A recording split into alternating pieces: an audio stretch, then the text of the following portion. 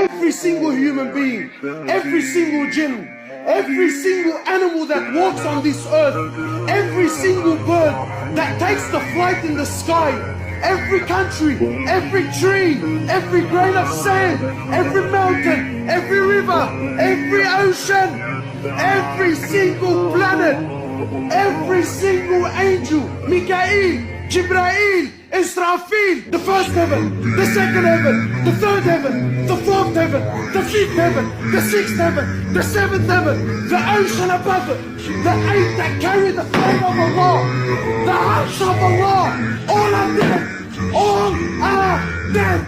Nothing moves, nothing stops, nothing makes, nothing breaks, nothing gives, nothing takes, nothing rises, and nothing falls, nothing harms, and nothing benefits. Allah. Allah doesn't need anything, anyone.